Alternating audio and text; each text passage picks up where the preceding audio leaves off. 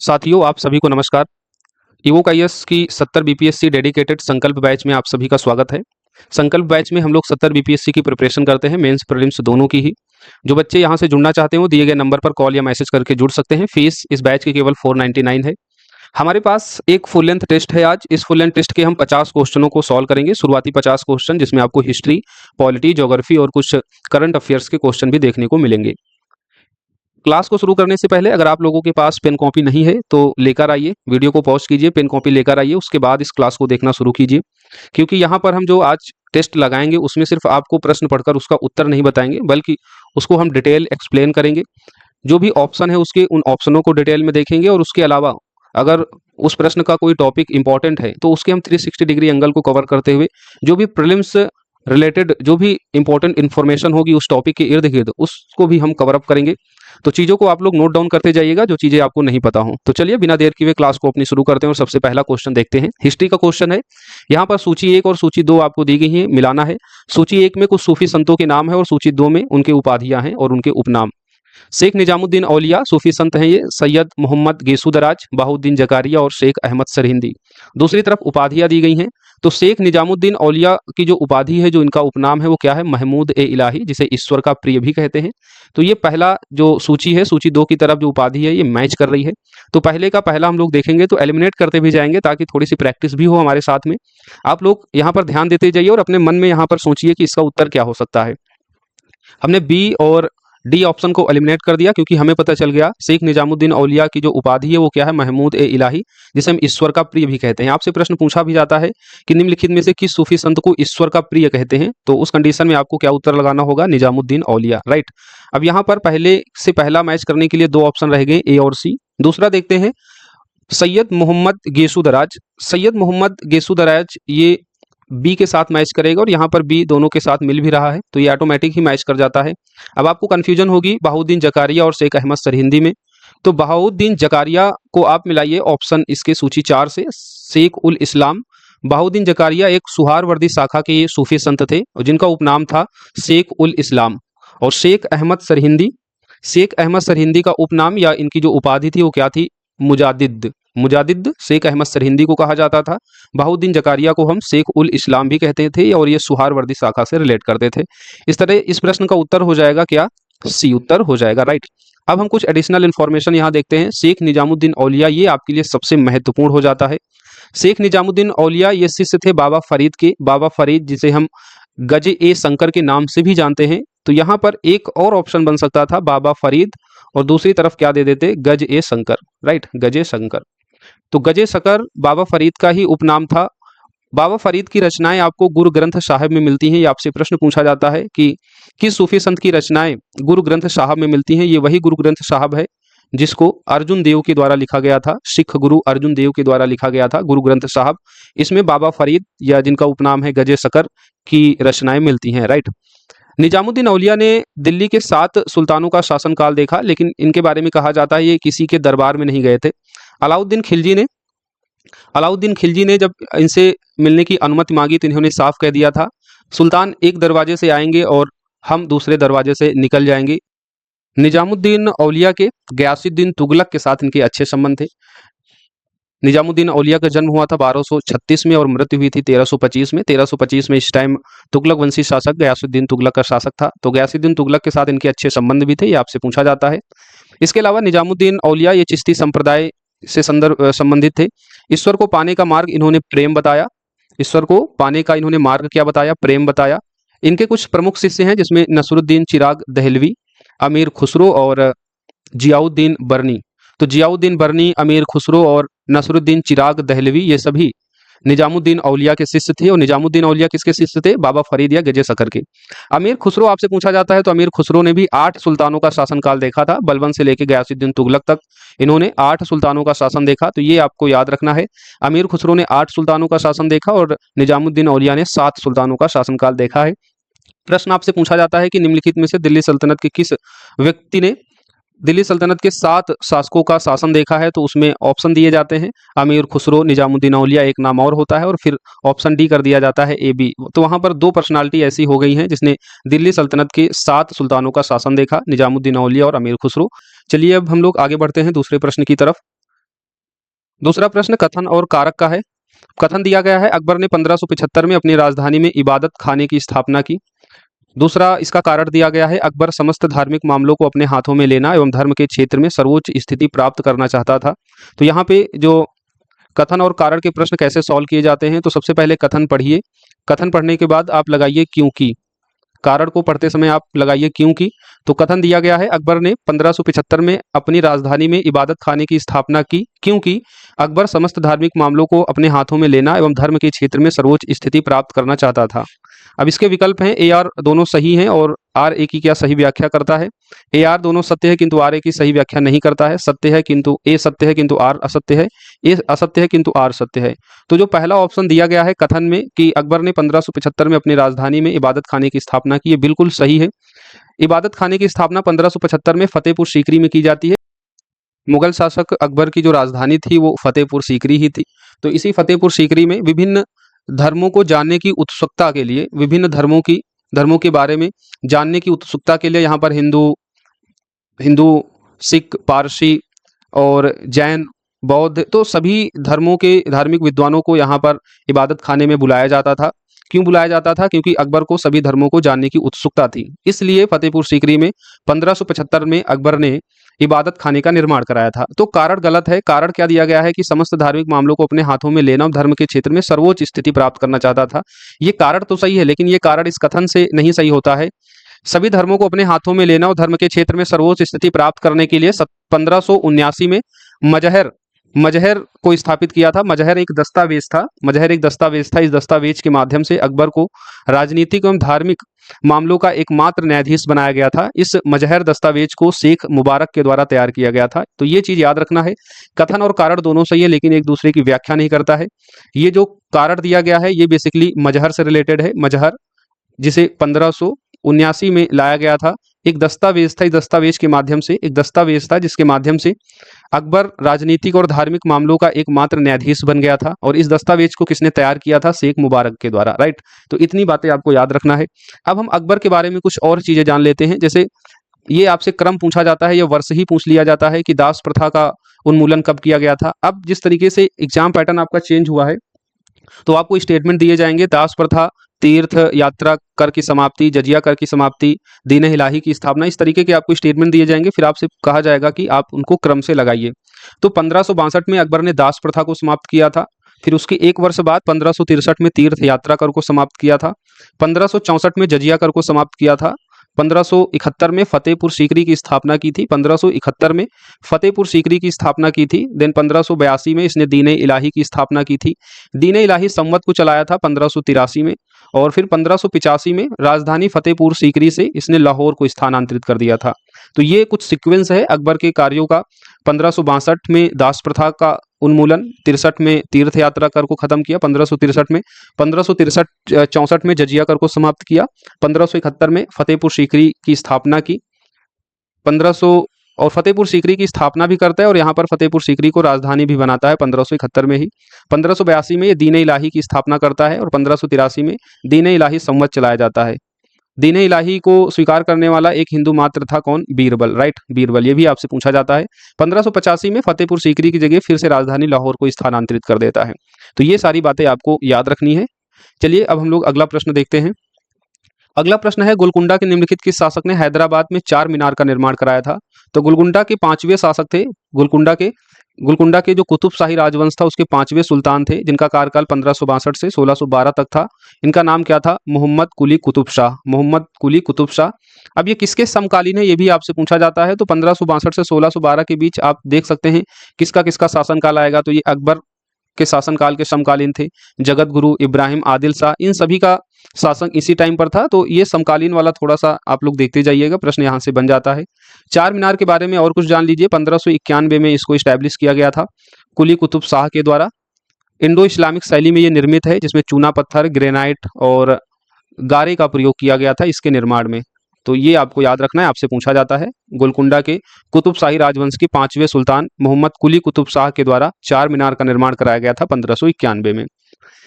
अगला प्रश्न जैन धर्म से संबंधित है। एक तरफ जैन धर्म से संबंधित कुछ शब्दावली दी गई है, फिर दूसरी तरफ उनसे अर्थ दिया गया है। तो जो संवर जैन धर्म की शब्दावली है, इसका मतलब होता है कर्म का जीव की ओर प्रवाह का रुक जाना। तो ये पहला जो सुमेलन है वो गलत है, क्योंकि संवर का मतलब क्या होता है, कर्म का जीव की ओर प्रवाह का रुक जाना। और जो आश्रव होता है, इसका मतलब होता है कर्म का जीव की ओर प्रवाह। तो कर्म का जीव की ओर प्रवाह हो रहा है तो वो आश्रव हो रहा है। संवर का मतलब हो रहा है कि कर्म का जीव की ओर प्रवाह रुक जाना, राइट। निर्जरा का क्या मतलब होता है, निर्जरा, निर्जरा का मतलब है कि जो अवशिष्ट या विद्यमान कर्म है वो खत्म हो गए हैं, निर्जरा हो गया है। और कर्मों को खत्म करना ही क्या है, कर्मों को खत्म करना ही क्या है, मोक्ष है। अगर आपके कर्म खत्म हो जाते हैं तो आवागमन से आपको मुक्ति मिल जाती है। जो आपका बार बार पुनर्जन्म होता है उससे आपको मुक्ति मिलती है। और जैन धर्म में पुनर्जन्म को क्या किया है, स्वीकार किया है। पुनर्जन्म को स्वीकार किया है, आत्मा को स्वीकार किया, ईश्वर को नहीं माना है। आपसे पूछा जाता है जैन धर्म और बौद्ध धर्म में भी ये बेसिक डिफरेंट है कि बौद्ध धर्म आत्मा को स्वीकार नहीं करता है, जो आत्मा का कॉन्सेप्ट दिया जाता है। उसी के विपरीत देखें तो जैन धर्म आत्मा के कॉन्सेप्ट को क्या करता है, स्वीकार करता है। अगर जैन धर्म बौद्ध धर्म के दर्शन में समानता देखें तो दोनों ही अनिश्वरवाद हैं, यानी दोनों ही ईश्वर की सत्ता को नहीं मानते हैं।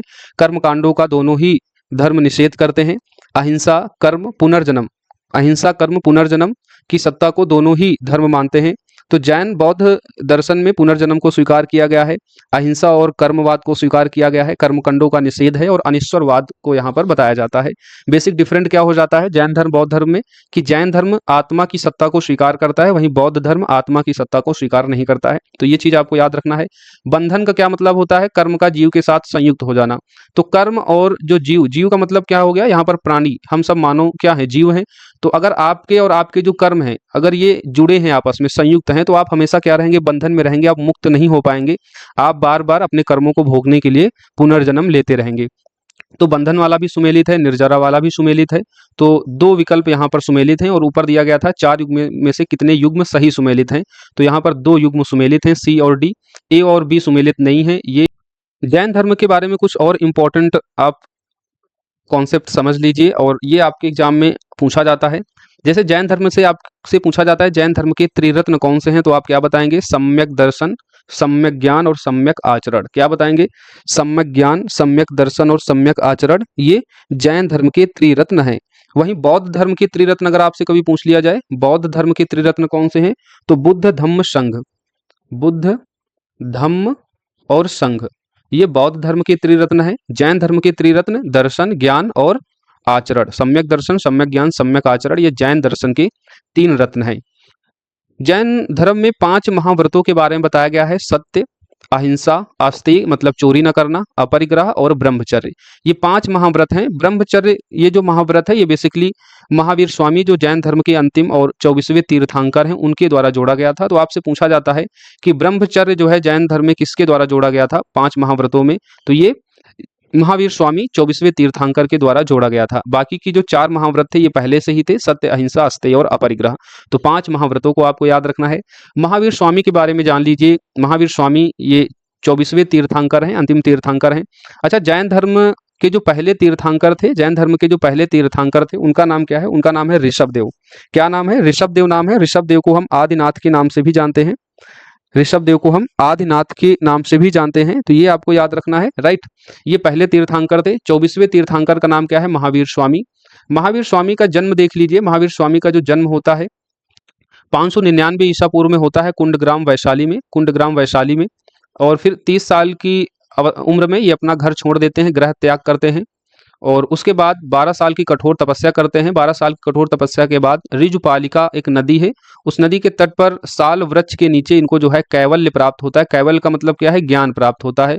कैवल्य इनको कब प्राप्त होता है, तो 30 साल की उम्र में जब ये घर से निकलते हैं, उसके बाद 12 साल की कठोर तपस्या करते हैं, तब इन्होंने जो अपने उपदेश दिए, कैवल्य इनको प्राप्त हुआ, ज्ञान प्राप्त हुआ, तो उसके बाद इन्होंने जो अपने उपदेश दिए वो प्राकृत भाषा में दिए थे। प्राकृत भाषा को हम अर्धमागधी भाषा भी कहते हैं। तो ये आपसे पूछा जाता है, राइट। उसके बाद इनका निर्माण देख लीजिए, यानी इनका मृत्यु कब हुई थी। निर्माण कहते हैं, देखो जब घर छोड़ेंगे तो उसको कहते हैं महाभिष्क्रमण, राइट। महाभिष्क्रमण को कहते हैं ग्रह का त्याग करना। तो 599 ईसा पूर्व में इनकी जन्म होती है कुंडग्राम वैशाली में। 30 साल की उम्र में ये ग्रह त्याग करते हैं, यानी महाभिनिष्क्रमण करते हैं। 12 साल की कठोर तपस्या करके इनको कैवल्य प्राप्त होता है, साल वृक्ष के नीचे ऋजुपालिका नदी के तट पर जो है। फिर 527 ईसा पूर्व में इनकी पावापुरी, जो पावापुरी वर्तमान में कहाँ पर होगी, बिहार शरीफ नालंदा में, यहाँ इनकी मृत्यु होती है मल्ल राजा के सृष्टिपाल राजप्रसाद में। तो पावापुरी में उस टाइम जो शासक होते हैं मल्ल शासक सृष्टिपाल, इनके राजप्रसाद यानी महल में ही इनका निर्माण होता है, इनकी मृत्यु होती है पावापुरी, जो आज के वर्तमान में बिहार शरीफ नालंदा में है। इतनी बातें आपको समझ में आ गई होंगी। जैन धर्म में महावीर स्वामी के द्वारा एक दर्शन दिया गया था, उसका नाम है अनेकांतवाद, या जिसको कहते हैं स्यादवाद। ये भी आपसे पूछा जाता है। अनेकांतवाद स्यादवाद का मतलब क्या होता है? ज्ञान की सापेक्षता का सिद्धांत इसको कहते हैं। महावीर स्वामी ने आत्मावादियों और नास्तिकों के एकांतिक मत को छोड़कर बीच का मार्ग अपनाने को कहा, और यही है आपका मध्यम मार्ग। तो ये जैन धर्म में हमने कुछ एडिशनल इन्फॉर्मेशन आपको बताई है जो आपके एग्जाम के लिए महत्वपूर्ण है। चलिए अगला प्रश्न देखते हैं। अगला प्रश्न है, निम्नलिखित में से आपको बौद्धकालीन महाजनपदों में से बताना है कि कौन सा महाजनपद गोदावरी नदी के किनारे स्थित था। गोदावरी नदी अब आपके दिमाग में आ जानी चाहिए, हमने आपको ज्योग्राफी बहुत ही डिटेल में पढ़ाई है।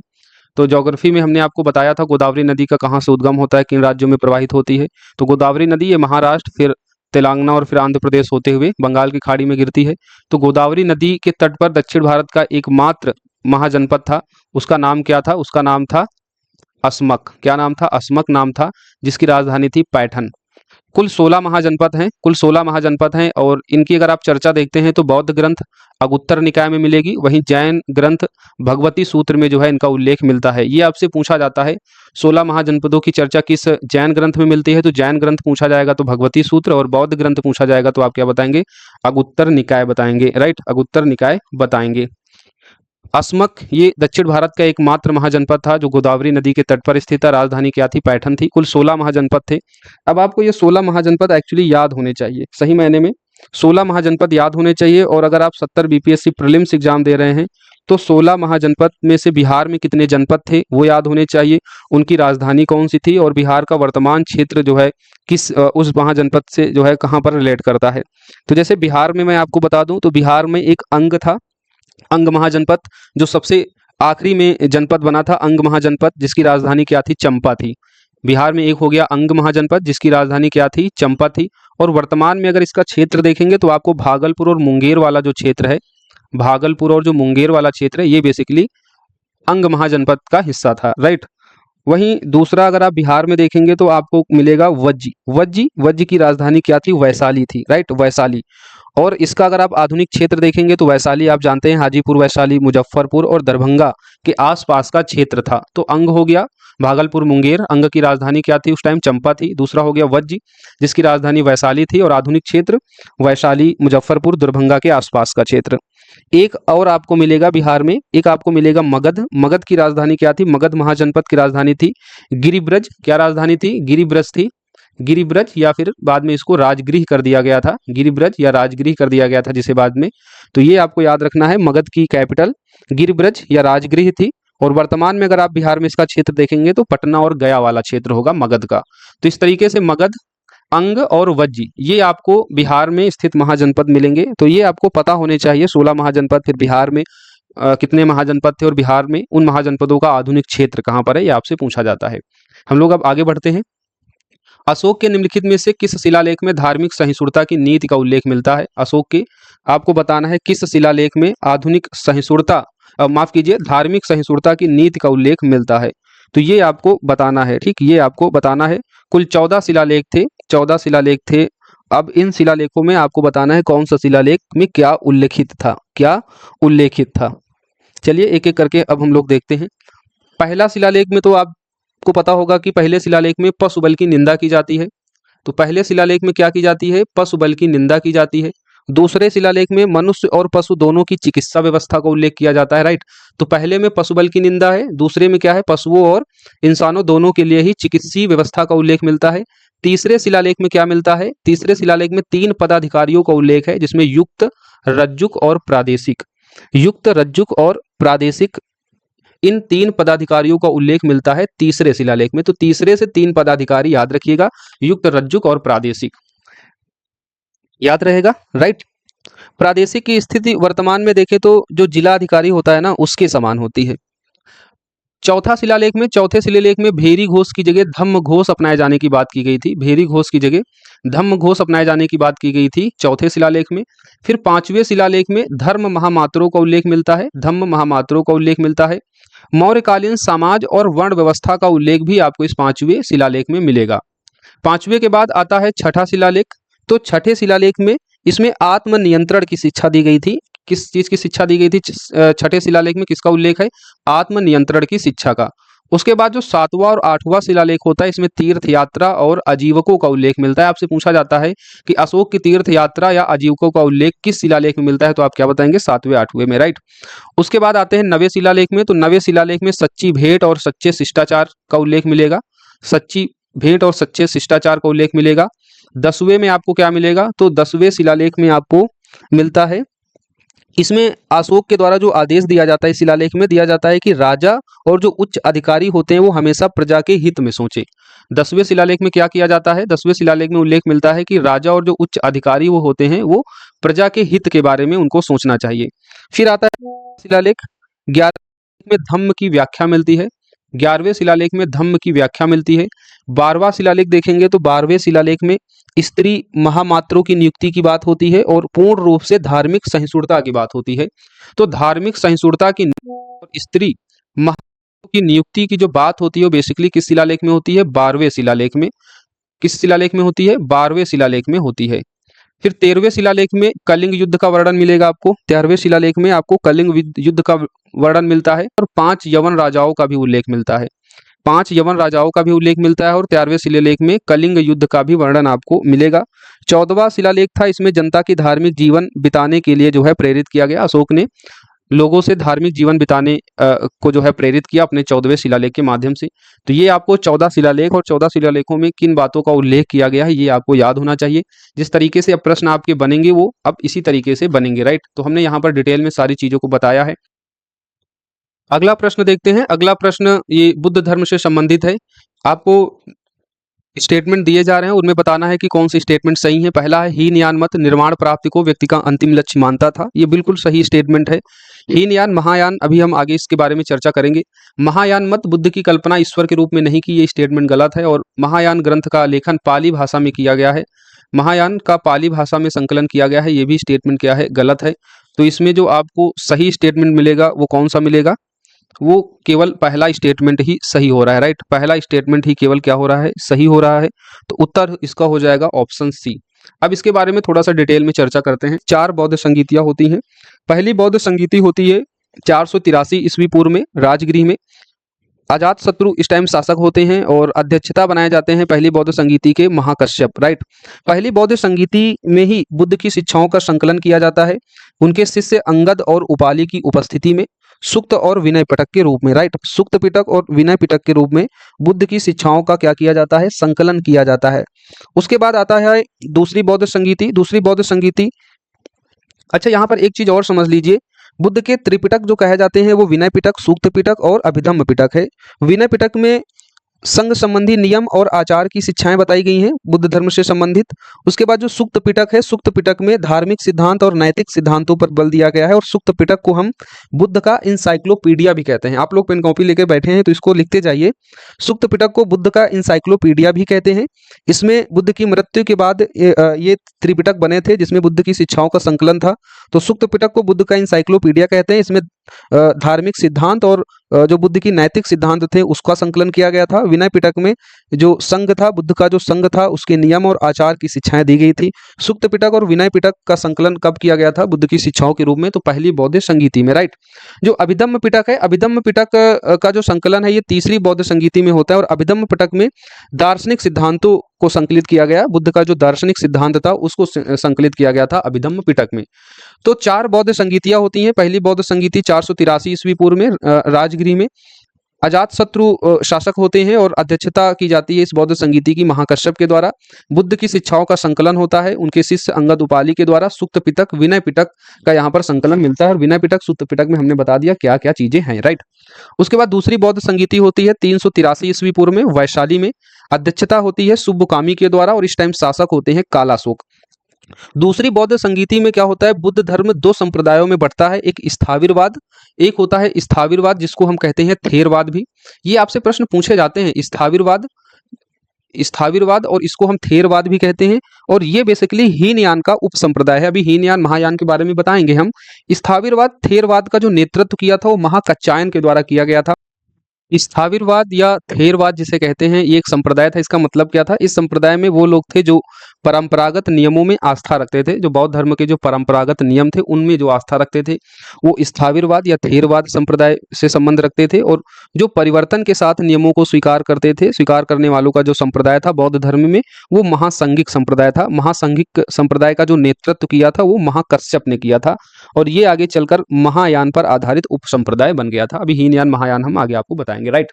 तो दो चीजें हमने देख ली दूसरी बौद्ध संगीति में कि स्थाविरवाद और महासंघिक दो संप्रदायों में विभाजित होता है बौद्ध धर्म। एक स्थाविरवाद थेरवाद जो बुद्ध की परंपरागत नियमों में आस्था रखता था, और दूसरी तरफ जो महासंघिक था ये परिवर्तन के साथ नियमों को स्वीकार करने वाला संप्रदाय था। जैसे जैन धर्म में हम लोग पढ़ते हैं, जैन धर्म में जैसे हम लोग दिगंबर और श्वेतांबर पढ़ते हैं। दिगंबर का नेतृत्व भद्रबाहु ने किया था, और दिगंबर बेसिकली जैन धर्म के जो परंपरागत नियम थे उन पर आधारित था, उसको स्वीकार करने वाले लोग थे। और वहीं जो श्वेतांबर थे, श्वेतांबर जो थे उसके जो नेतृत्वकर्ता थे वो कौन थे, स्थूलभद्र थे, राइट, स्थूलभद्र थे।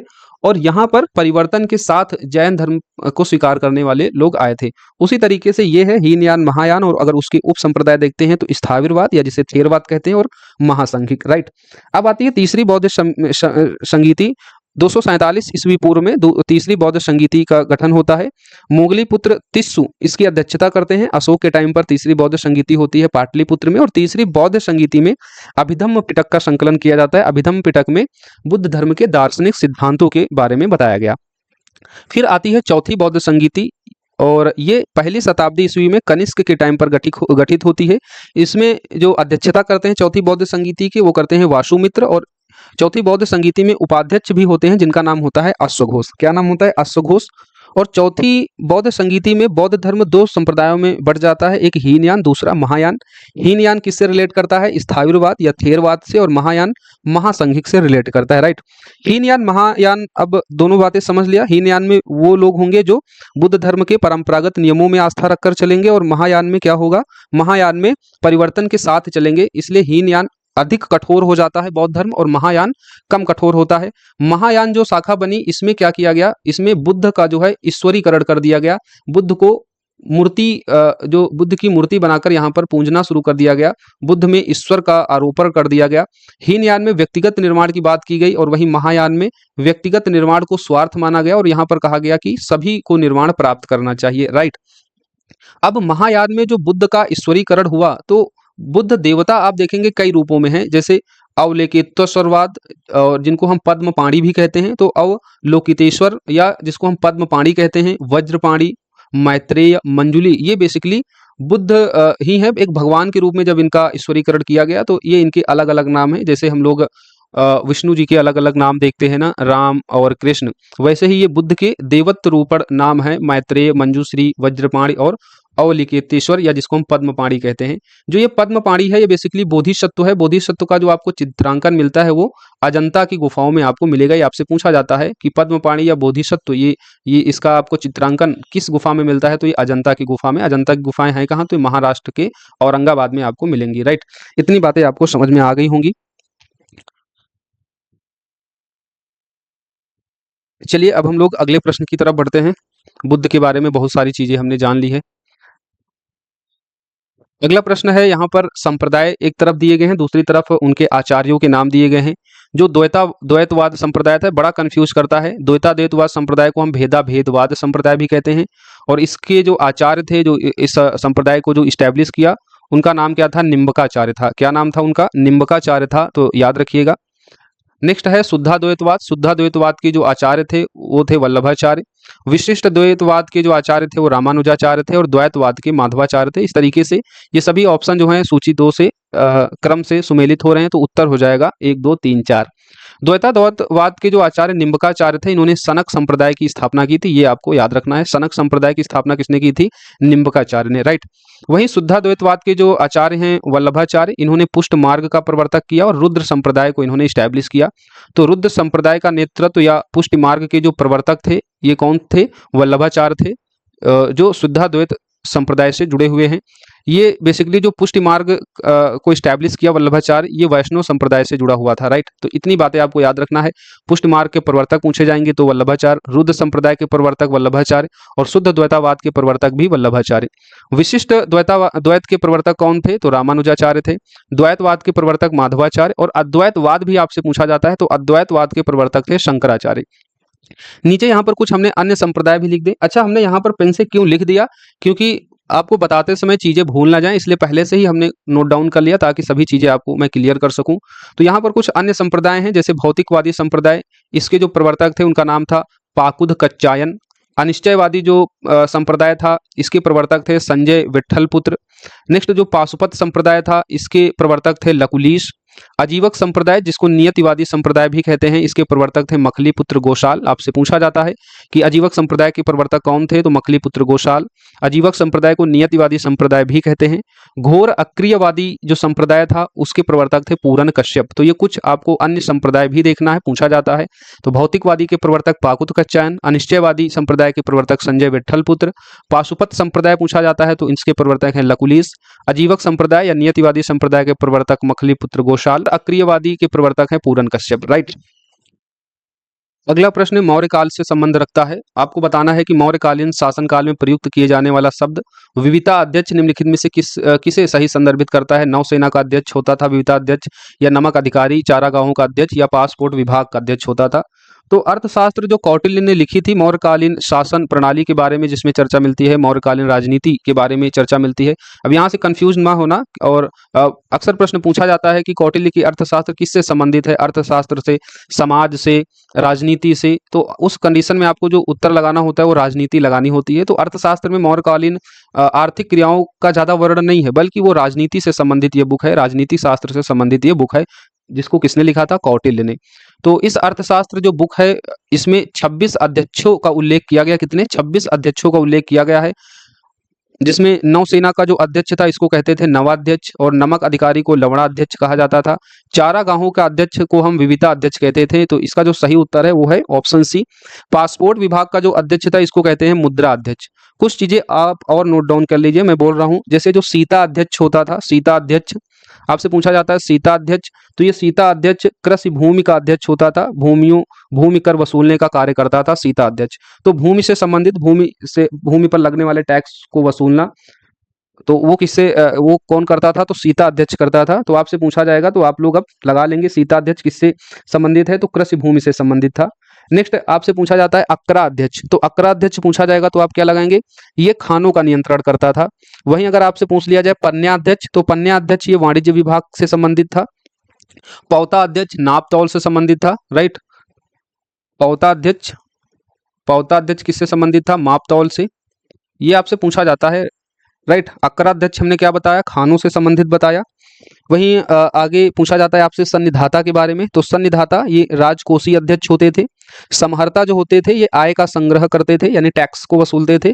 और राजकोषीय अध्यक्ष जो होते थे उनको कहते थे सन्निधाता, और आय के संग्रहकर्ता को कहते थे समहर्ता, राइट। दूसरे थे प्रदेष्टा। प्रदेष्टा जो होते थे वो फौजदारी न्यायालय के न्यायाधीश होते थे, और वहीं व्यवहारिक जो होते थे वो दीवानी न्यायालय के न्यायाधीश होते थे। कर्मांतिक ये उद्योगों और कारखानों के अध्यक्ष होते थे।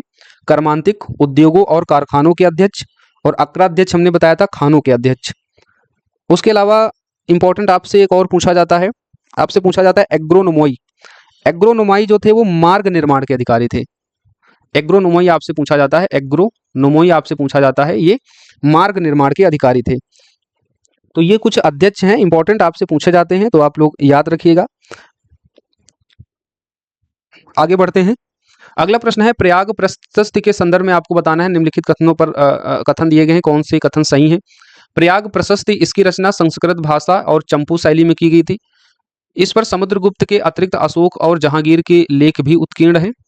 चीनी यात्री हुएनसांग ने अपने प्रयाग विवरण में इसका उल्लेख किया है। तो इसमें बताना है कितने स्टेटमेंट, सही हैं। कितने स्टेटमेंट इसमें बताने हैं? सही हैं। तो जो पहला स्टेटमेंट है वो क्या है? सही है। पहला स्टेटमेंट क्या है? पहला स्टेटमेंट सही है। प्रयाग प्रशस्ति, प्रयाग प्रशस्ति किसके द्वारा लिखी गई थी? आप लोग कमेंट बॉक्स में बताइए, जरा देखते हैं किसको आता है प्रयाग प्रशस्ति के बारे में। प्रयाग प्रशस्ति के राइटर बताइए। ये समुद्रगुप्त के दरबारी थे। मैं आपको हिंट दे देता हूं। तो समुद्रगुप्त के अतिरिक्त इसमें जो है अशोक जहांगीर के लेख भी मिलते हैं। तो दूसरा स्टेटमेंट सही है। इसकी जो रचना है वो संस्कृत भाषा और चंपू शैली में लिखी गई है। लिपि पूछी जाएगी तो ब्राह्मी लिपि। चंपू शैली का मतलब क्या होता है? गद्य पद्य का जो मिश्रित शैली होती है उसे चंपू शैली कहते हैं। चीनी यात्री हुएनसांग ने अपने प्रयाग विवरण में इसका उल्लेख किया है क्या? नहीं, ऐसा नहीं कुछ है। इसमें प्रयाग शब्द जो है आपको कंफ्यूज करता है केवल। तो चीनी यात्री हुएनसांग ने अपने प्रयाग विवरण में इसका कहीं उल्लेख नहीं किया है प्रयाग प्रशस्ति का। तो इसका उत्तर क्या हो जाएगा? 3 एलिमिनेट हो जाएगा। उत्तर हो जाएगा आपका केवल 1 और 2 सही। अगला है महात्मा गांधी द्वारा अफ्रीका में फिनिक्स आश्रम की स्थापना की गई थी किस वर्ष में? तो इसका जो वर्ष है फिनिक्स आश्रम का क्या है?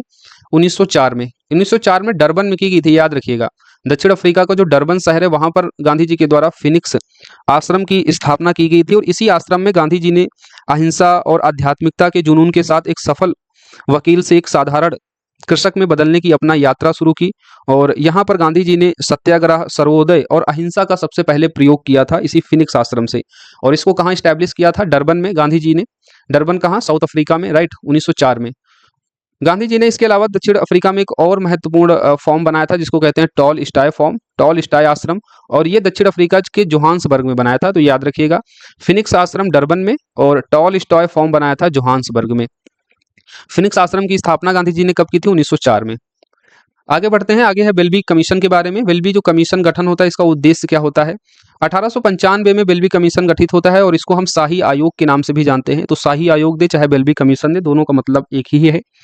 और ये किससे संबंधित था? तो ये संबंध रखता था किससे? भारतीय व्यय की समीक्षा से संबंधित था, राइट। भारतीय व्यय की समीक्षा से संबंध रखता था बेल्बी कमीशन, जिसको शाही आयोग भी कहते थे। 1895 में इसका गठन किया गया था। कुछ ऑप्शन को और देख लेते हैं। जैसे भारतीय भाषाओं में समीक्षा के लिए कई सारे आप जानते हैं समितियां, आयोग बनी थी। उसमें एक छटनी कमेटी है, लॉर्ड इचकैप की अध्यक्षता में गठित होती है, जो शिक्षा से संबंधित होती है 1923 में। देसी रियासतों और उसके अलावा आपसे पूछा जाता है देसी रियासतों और सरकार के बीच संबंधों का जो विचार है वो बटलर कमेटी में आपको मिलता है, जो 1927 में गठित हुई। It's a very important committee. Butler committee 1927 में गठित हुई। और इसमें किस चीज़ का चर्चा की गई है?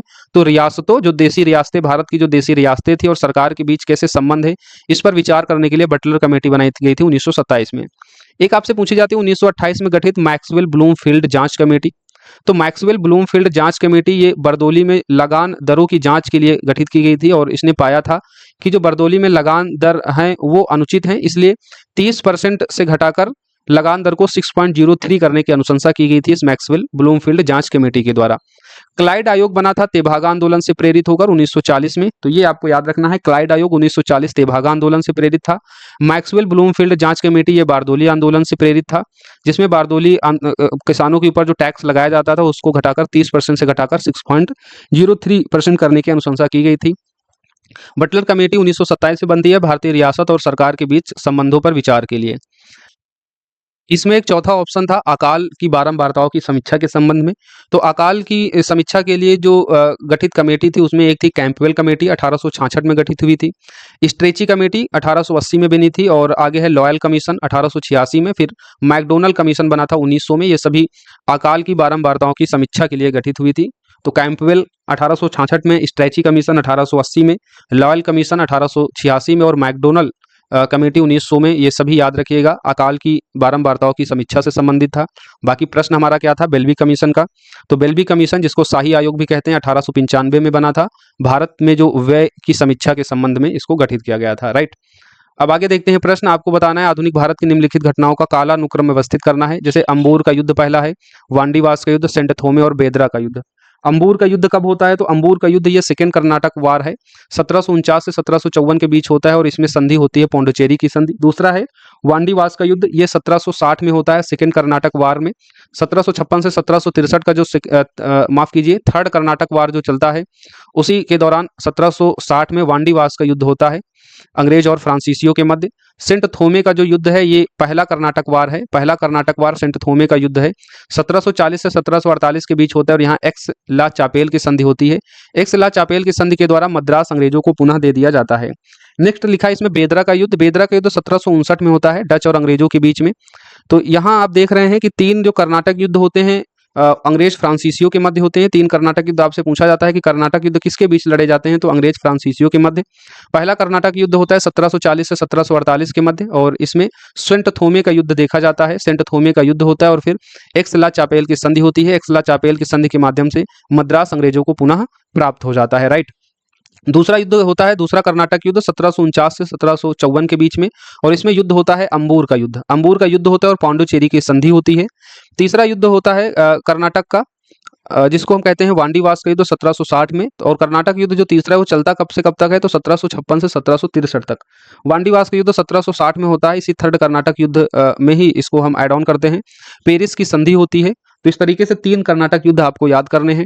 इसके अलावा बेदरा का युद्ध भी इसमें ऑप्शन में था। तो बेदरा का युद्ध 1759 में होता है डच और अंग्रेजों के बीच।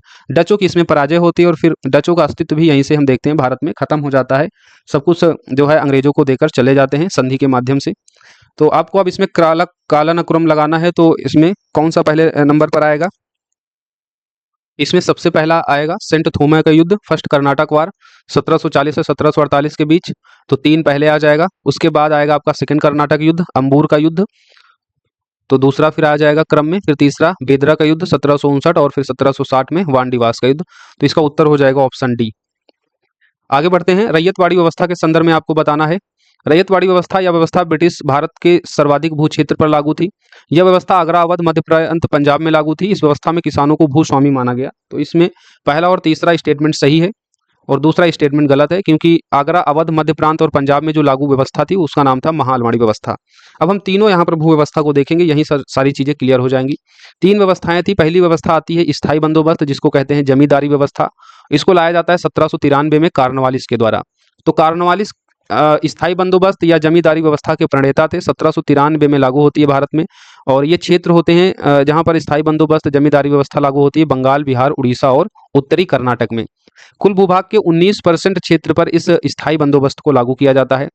नेक्स्ट आती है रैयतवाड़ी व्यवस्था। रैयतवाड़ी व्यवस्था ये मद्रास के तत्कालीन गवर्नर टॉमस मुनरो के द्वारा 1820 में लागू की जाती है और भारत के लगभग 51% भूभाग पर इस रैयतवाड़ी व्यवस्था को लागू किया जाता है। रैयतवाड़ी व्यवस्था को लागू किया जाता है ये मद्रास के जो तत्कालीन गवर्नर थे टॉमस मुनरो के द्वारा 1820 में। तो ये आपको याद रखनी है, राइट, ये आपको याद रखनी है। उसके बाद देखते हैं महालवाड़ी व्यवस्था। महालवाड़ी व्यवस्था 1833 में आती है। इसके जो प्रणेता थे वो हाल्ट मैकेंजी और Merttins Bird, right, Merttins Bird और हाल्ट मैकेंजी 1833 में महालवाड़ी व्यवस्था को लागू करते हैं और भारत के लगभग 30% क्षेत्र में जो है इस महालवाड़ी व्यवस्था को आप देख सकते हैं। महालवाड़ी व्यवस्था बेसिकली आपको आगरा, अवध और मध्य प्रांत पंजाब में ये लागू की गई थी। रैयतवाड़ी व्यवस्था का आपको क्षेत्र कहाँ मिलेगा, तो मद्रास, मुंबई और असम में रैयतवाड़ी व्यवस्था को लागू किया गया था। भारत के लगभग 51% क्षेत्र पर। भारत का मतलब ये जो ब्रिटिश भारत था उसकी यहाँ पर चर्चा की जाती है, राइट, क्योंकि ब्रिटिश के द्वारा ही ये जो राजस्व व्यवस्था है उनको लागू किया जा रहा है। तो स्थायी बंदोबस्त 1793 में कार्नवालिस के द्वारा, बंगाल, बिहार, उड़ीसा और उत्तरी कर्नाटक, टोटल क्षेत्र 19% है। फिर रैयतवाड़ी व्यवस्था ये 51% भूभाग पर, मद्रास, मुंबई, असम में बेसिकली आप इसका विस्तार देखेंगे। 1820 में टॉमस मुनरो के द्वारा इसको लागू किया गया था और इस रैयतवाड़ी व्यवस्था में किसानों को मालिकाना हक दिया गया था। किसानों को जो है भूमि स्वामी माना गया था, इसलिए तीसरा स्टेटमेंट इसमें सही था। ब्रिटिश भारत के सर्वाधिक भू क्षेत्र पर लागू था 51% पर, तो ये भी स्टेटमेंट सही था। आगरा, अवध, मध्य प्रांत, पंजाब गलत है, क्योंकि महालवाड़ी जो भू राजस्व व्यवस्था थी वो यहाँ पर लागू थी। महाड़ का मतलब क्या होता है, यहाँ पर एक गांव होता था, गांव का एक मुखिया मान लिया जाता था, मुखिया को हम महाड़ कहते थे और उसी को जो है उस गांव से जो है टैक्स को वसूलता था और फिर ब्रिटिश जो अंग्रेज होते थे उनको जो है टैक्स का कुछ हिस्सा पे किया जाता था और ज़्यादातर हिस्सा तो टैक्स का अंग्रेजों को ही दिया जाता था। जमींदारी व्यवस्था, जिसको स्थायी बंदोबस्त व्यवस्था भी कहते हैं, इसमें जो भूमि का मालिकाना हक था वो जमींदारों को दिया गया था। स्थायी मालिकाना हक था, यानी जो जमींदार थे इनको वंशानुगत भूमि का मालिकाना हक दिया गया था। ये जो है ट्रांसफर कर सकते थे अपनी एक पीढ़ी से दूसरी पीढ़ी में अपनी जमींदारी को। और इसमें क्या किया जाता था कि 10/11 भाग जो जमींदार टैक्स वसूलते थे उसका 10/11 भाग कंपनी को देना पड़ता था अंग्रेजों को और 1/11 भाग जमींदार स्वयं रखते थे। जमींदारी व्यवस्था में आपको एक चीज और याद रखनी है कि यहाँ पर आपको सूर्य अस्त का सिद्धांत मिलता है। सूर्य अस्त का सिद्धांत का क्या मतलब है कि अगर जमींदार अंग्रेजों को टाइम से टैक्स नहीं देते थे, कंपनी को टैक्स नहीं दे पाते थे टाइम से, तो कंपनी जो है उन जमींदारों से उनकी जमींदारी छीनकर दूसरे जमींदार को दे देती थी। तो इस तरीके से हमने ब्रिटिश काल में जो भी भू राजस्व व्यवस्थाएं थी, रैयतवाड़ी, महालवाड़ी और स्थायी बंदोबस्त, आई होप आप इस चीज को अच्छे से समझ गए होंगे। अब प्रश्न अगर यहाँ से पूछा जाएगा तो फिर अब इससे बाहर नहीं होगा। हमने सभी चीजें जो है प्रीलिम्स एग्जाम में आने लायक डिस्कस कर दी। अगला प्रश्न है, कांग्रेस ने जलियांवाला बाग हत्याकांड को जांच हेतु निम्नलिखित में से किसकी अध्यक्षता में जांच समिति का गठन किया था? पहले तो जलियांवाला बाग हत्याकांड समझ लीजिए। जलियांवाला बाग हत्याकांड होता है 13 अप्रैल 1919 को। ये रोलर एक्ट के विरोध में होता है। रोलर एक्ट में क्या क्या प्रावधान था? इसको काला कानून कहा गया था। इसमें बिना वकील बिना दलील के जो है उनको गिरफ्तार कर लिया जाता था किसी को। तो किसी भी भारतीय को बिना वकील बिना दलील के गिरफ्तार किया जा सकता था, इसलिए इसको काला कानून कहा गया। रोलर एक्ट में जो प्रावधान थे, और इसी का विरोध करने के लिए अमृतसर के इस जलियांवाला बाग में कुछ लोग इकट्ठा हुए थे, क्योंकि गिरफ्तारी हुई थी सैफुद्दीन कुचली और सत्यपाल की। तो इस रोलर एक्ट के विरुद्ध सैफुद्दीन कुचली और सत्यपाल की गिरफ्तारी होती है, और इन दोनों की गिरफ्तारी का शांतिपूर्ण विरोध करने के लिए यहाँ कुछ लोग इकट्ठा होते हैं अमृतसर के जलियांवाला बाग में। और जब जनरल डायर को पता चलता है कि इस जलियांवाला बाग में बहुत सारे लोग बैठकर विरोध प्रदर्शन कर रहे हैं, तो जनरल डायर ले जाकर पूरी पुलिस फोर्स के द्वारा उन निहत्थे लोगों पर गोली चलाता है। उन निहत्थे लोगों पर गोली चलाया जाता है और बताया जाता है कि यहाँ पर कई 100 लोग, किताबों के आंकड़ों में तो 400 से अधिक बताया जाता है, लेकिन यहाँ पर हजारों की संख्या में लोग मारे जाते हैं। अब इसकी जांच के लिए फिर एक कमेटी बैठती है जिसको कहते हैं हंटर कमेटी, हंटर कमीशन। अक्टूबर 1919 में इसका गठन होता है कि जनरल डायर ने जो गोली चलाई वो सही था या गलत था। और इस हंटर कमीशन ने अपनी रिपोर्ट दी थी मार्च 1920 में, और इस रिपोर्ट में जनरल डायर की निंदा की जाती है। जनरल डायर की इस रिपोर्ट में निंदा की जाती है और माना जाता है कि ये जो गोली चलाई गई जलियांवाला बाग हत्याकांड में, ये बेसिकली गलत था। जनरल डायर को उनके पद से रिहा कर दिया जाता है, लेकिन अंग्रेज जो होते हैं इनको पेंशन वगैरह प्रॉपर देते हैं। फिर ऊधम सिंह एक होते हैं, ऊधम सिंह 1940 में क्या करते हैं, कैंगस्टन हॉल में इस डायर को मारते हैं। सोचिए 1919 में जलियांवाला बाग हत्याकांड होता है, और पंजाब का एक युवक क्या करता है कि लंदन में जाके, इसका नाम क्या होता है, ऊधम सिंह, लंदन में जाके 1940 में इस जनरल डायर की हत्या करता है गोली मार के कैंगस्टन हॉल में, राइट। तो ये आपको याद रखना है। अच्छा, ये जो हंटर कमीशन बनाया जाता है 1919 में जलियांवाला बाग हत्याकांड की जांच के लिए, इसमें 5 अंग्रेज होते हैं और 3 भारतीय होते हैं। इन 3 भारतीयों के आपको नाम याद रखना है। हीरालाल सीतलवाड़ा होते हैं एक, दूसरे जगत नारायण और तीसरे सुल्तान अहमद खां। तो हंटर कमीशन अक्टूबर 1919 में जो बनता है उसमें 3 भारतीय होते हैं, हीरालाल सीतलवाड़ा, जगत नारायण और सुल्तान अहमद खां। इस हंटर कमीशन की जांच के लिए भी कांग्रेस के द्वारा एक कमेटी बनाई जाती है जिसका नाम है तहकीकात कमेटी, और इसकी अध्यक्षता करते हैं मदन मोहन मालवीय। इसमें अन्य सदस्य भी होते हैं, जैसे महात्मा गांधी इसमें होते हैं, मोतीलाल नेहरू, जयकर, चितरंजन दास और तैयब जी। इसमें कुछ अन्य सदस्य भी होते हैं। अध्यक्षता कौन करता है तहकीकात कमेटी की? मदन मोहन मालवीय। तो इस 15 का सही उत्तर क्या हो जाएगा? Option D, right. अगला प्रश्न है, all India trade union Congress के संदर्भ में आपको बताना है। इसकी स्थापना 1920 में लाला लाजपत राय की अध्यक्षता में की गई थी। दूसरा ऑप्शन है, इसकी स्थापना कांग्रेस के गया अधिवेशन में इसकी स्थापना का स्वागत किया गया था। तो दोनों स्टेटमेंट सही हैं। अच्छा, all India trade union Congress जो 1920 में बनी थी, इसकी अध्यक्षता लाला लाजपत राय ने की थी। इसके जो महासचिव थे वो कौन थे? चमन लाल थे। 1922 में गया अधिवेशन होता है चितरंजन दास की अध्यक्षता में, और चितरंजन दास इस अधिवेशन में कहते भी हैं कि कांग्रेस द्वारा श्रमिकों और किसानों को राष्ट्रीय आंदोलन में जो है भागीदार बनाना चाहिए, और इस तरह इन्होंने all India trade union Congress का स्वागत भी किया था। तो ये दोनों स्टेटमेंट क्या हो जाएंगे? सही हो जाएंगे। अगला प्रश्न है, ब्रिटिश भारत के निम्नलिखित विद्रोहों को आपको क्रम से बताना है। खांसी विद्रोह 1829 से 33 के बीच ये विद्रोह होता है तेरथ सिंह के नेतृत्व में। दूसरा है सन्यासी विद्रोह जो 1770 से 1820 के बीच होता है। तीर्थ यात्रा कर का विरोध करने के लिए सन्यासी विद्रोह होता है। इसका उल्लेख आपको बंकिम चंद्र चटर्जी को उपन्यास आनंद मठ में मिलेगा। बंगाल और बिहार में बेसिकली इसका आपको विस्तार देखने को मिलता है सन्यासी विद्रोह का। इसका नेतृत्व देवी चौधरानी, अजूम शाह और भवानी पाठक, चिराग अली और मूसा शाह इनके नेतृत्व करता थे। और इसमें ये देखा जा रहा है कि हिंदू मुस्लिम दोनों की ही भागीदारी थी।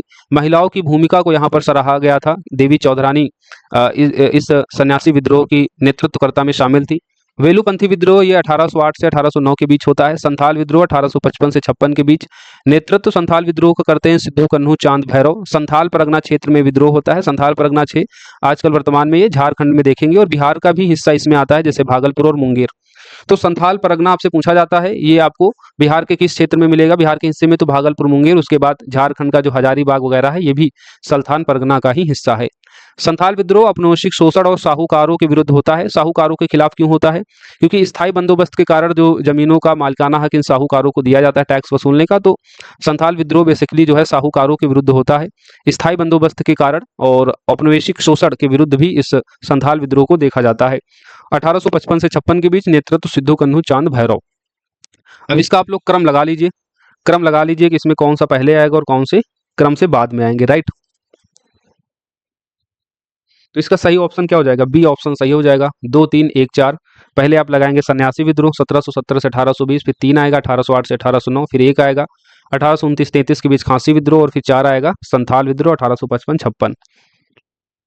अगला प्रश्न है, निम्नलिखित में किन संस्थाओं की स्थापना डॉक्टर भीमराव अंबेडकर ने की थी? बहिष्कृत हितकांडी सभा 1924 में बनाई गई थी बी आर अम्बेडकर के द्वारा। स्वतंत्र श्रमिक पार्टी 1936 में, अनुसूचित जाति संघ ये 1942 में बना था, और all India depressed class association 1930 में। ये चारों ही भीमराव अंबेडकर के द्वारा इस्टेब्लिश की गई संस्थाएं हैं, ये याद रखिएगा। बहिष्कृत हितकांडी सभा वर्ष भी पूछा जाता है, वर्ष अब ये न देके आपको क्रम लगाने के लिए भी दिया जा सकता है। तो बहिष्कृत हितकांडी सभा 1924, स्वतंत्र श्रमिक पार्टी 1936, अनुसूचित जाति संघ 1942 और all India depressed class association 1930 में, ये बी आर अम्बेडकर के द्वारा सभी स्टैब्लिश की गई हैं। तो उत्तर हो जाएगा इसका ऑप्शन डी।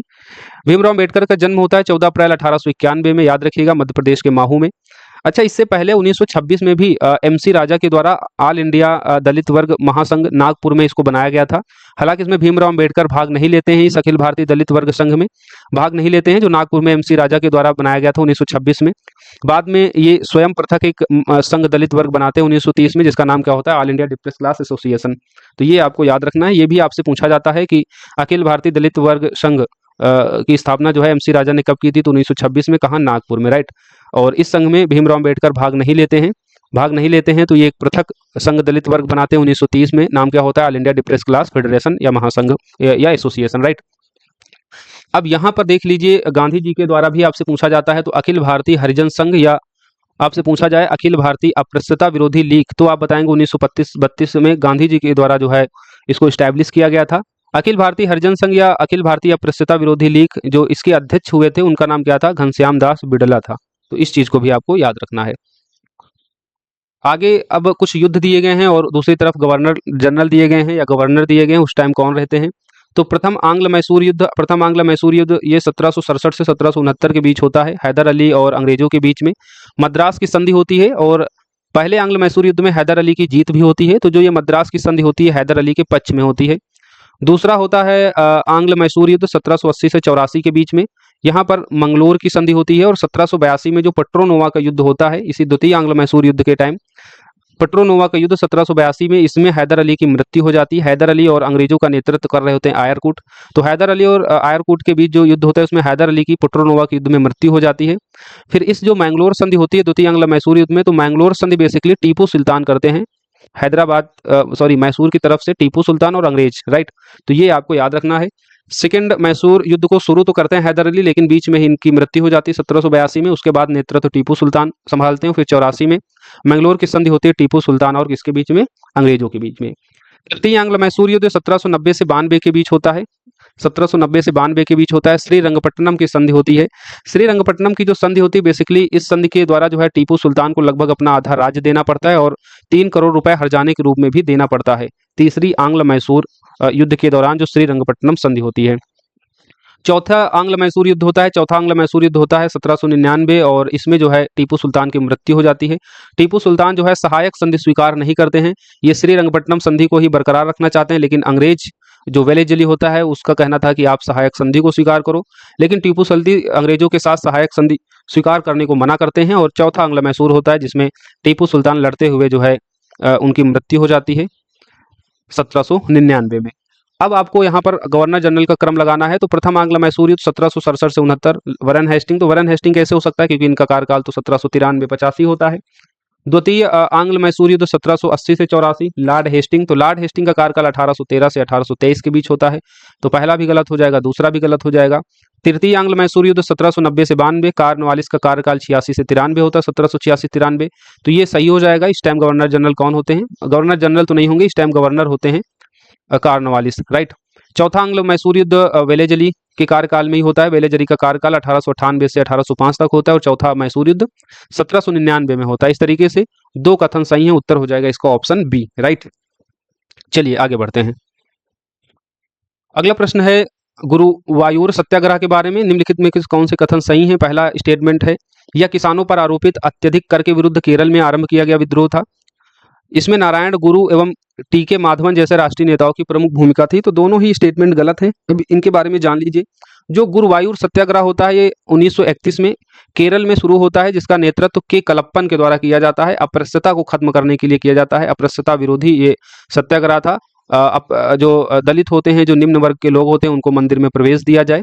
तो इस तरीके से अस्पृश्यता को खत्म करने के लिए गुरुवायूर सत्याग्रह होता है। नेतृत्व के कलप्पन करते हैं 1831 में केरल में इसको शुरू किया जाता है। तो पहला स्टेटमेंट गलत हो जाता है क्योंकि इसमें किसानों की बात की जा रही है, तो गलत है। नारायण गुरु टी.के. माधवन ये जो राष्ट्रीय नेता थे, बेसिकली ये गुरुवायूर सत्याग्रह से संबंध न रखते हुए वाइकोम सत्याग्रह से जुड़े थे। वाइकोम सत्याग्रह 1924 से 25 में होता है और इस वर्ष 2024 में इसकी सभी वर्षगांठ मनाई गई है। तो ये आपको याद रखना है, ये आपसे पूछा जा सकता है वाइकोम सत्याग्रह के बारे में।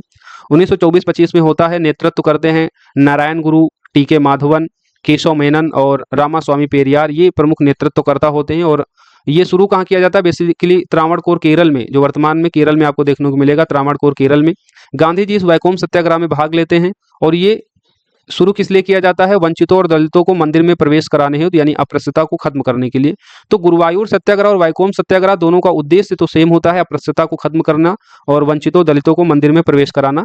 बाकी इनके नेतृत्वकर्ता अलग अलग थे। गुरुवायूर सत्याग्रह 1931 में केरल में होता है के कलप्पन के नेतृत्व में, और नारायण गुरु, टी.के. माधवन, केशव मेनन, रामास्वामी पेरियार, इन सभी के नेतृत्व में होता है वैकोम सत्याग्रह 1924-25 में त्रावणकोर केरल में। और इस वैकोम सत्याग्रह में गांधी जी भी भाग लेते हैं। तो 20 का उत्तर क्या हो जाएगा? ना तो एक ना ही दो। बढ़ते हैं अगले प्रश्न की तरफ। अब ये अगला प्रश्न पॉलिटी का है। सूची 1, सूची 2 दी गई है। एक तरफ संविधान संशोधन है, दूसरी तरफ उसके फीचर्स के बारे में दिया गया है। पहला संविधान संशोधन इसमें जो दिया गया है वो है 21वां संविधान संशोधन, जो 1967 में होता है। ये किससे संबंध रखता है? तो 21वां संविधान संशोधन बेसिकली सिंधी भाषा को 8वीं अनुसूची में जोड़ा गया था। 8वीं अनुसूची ये भाषा से रिलेट करती है।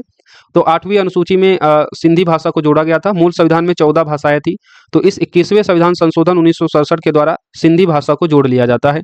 भाषा के संबंध में और भी आप चीज जान लीजिए। वर्तमान में कुल 22 भाषाएं हैं। तो 15 और 14 एक 15 हो गई ये 21वें संविधान संशोधन के द्वारा। 14 पहले थी, एक जुड़कर हो गई 15। उसके बाद 71वें संविधान संशोधन 1992 के द्वारा 3 भाषाएं और जोड़ी गई, नेपाली, कोकड़ी, मणिपुरी। तो नमक से याद रखिएगा, नेपाली, मणिपुरी, कोकड़ी। ये 71वें संविधान संशोधन 1992 के द्वारा 3 जोड़ी गई भाषाएं थी। अब कितनी हो गई? 15 3 18। फिर 92 संविधान संशोधन होता है 2003 में, इसमें और 4 भाषाओं को जोड़ा जाता है। तो 18 4 कितनी हो जाती है? कुल 22। और वर्तमान में कुल 22 भाषाएं हैं। अच्छा, 92वां संविधान संशोधन 2003 होता है। इसमें 4 कौन सी भाषाएं जोड़ी जाती हैं? तो उसमें शामिल है बोडो, डोगरी, मैथिली और संथाली। तो बोडो, डोगरी, मैथिली, संथाली ये 92वें संविधान संशोधन 2003 के द्वारा जोड़ी गई भाषाएं हैं। 71वें संविधान संशोधन 1992 के द्वारा 3 भाषाएं, नेपाली, मणिपुरी, कोकड़ी। 21वें संविधान संशोधन 1967 के द्वारा सिंधी भाषा को 8वीं अनुसूची में जोड़ा जाता है, राइट। अगला है 24वां संविधान संशोधन 1971। 24वां संविधान संशोधन 1971 ये बेसिकली राष्ट्रपति द्वारा संवैधानिक संशोधन विधेयकों को मंजूरी देना आवश्यक संबंध रखता था। यानी यहाँ पर राष्ट्रपति किसी प्रकार की वीटो पावर लगाकर या जो संसद के द्वारा जो विधेयक राष्ट्रपति को भेजे जाएंगे उनको जो है रोक नहीं सकता है। उस पर जो है अनिवार्य रूप से सहमति दी जाएगी। इस 24वें संविधान संशोधन अधिनियम के द्वारा यह प्रावधान किया गया था 1971 में, राइट। तो 24वां संविधान संशोधन 1971 किससे संबंधित है? राष्ट्रपति द्वारा संवैधानिक संशोधन विधेयकों को मंजूरी देना आवश्यक के संबंध में। 21वां संविधान संशोधन अधिनियम 1973 में होता है और इस संविधान संशोधन के द्वारा लोकसभा सीटों की संख्या 525 से बढ़ाकर 545 की जाती है। 42वां संविधान संशोधन, जिसे मिनी कॉन्स्टिट्यूशन भी कहते हैं, और इस संविधान संशोधन के द्वारा भारत के जो मूल संविधान थे उसमें कई सारे नए प्रावधान जोड़े जाते हैं, संशोधन किया जाता है उनमें। 42वां संविधान संशोधन 1976 में आया था और इस संविधान संशोधन के द्वारा लोकसभा के कार्यकाल को बढ़ाया गया था 1 वर्ष के लिए, 5 साल से बढ़ाकर 6 वर्ष किया गया था। हालांकि 44वां संविधान संशोधन जिसमें 42वें संविधान संशोधन के कई उपबंधों को निरस्त करके फिर से चीज़ों को बहाल किया जाता है। तो 44वां संविधान संशोधन 1978 में आता है मोरारजी जी देसाई के कार्यकाल में, और इसमें पुनः लोकसभा के कार्यकाल को 5 वर्ष किया जाता है। तो अब इसमें उत्तर कौन सा सही हो जाएगा? तो 21वां संविधान संशोधन इस तीसरे से सुमेलित हो जाएगा, राइट। 24वां संविधान संशोधन दूसरे से मैच हो जाएगा। तो उत्तर हो जाएगा इसका ऑप्शन डी, 3 2 4 1। चलिए आगे बढ़ते हैं अब हम लोग।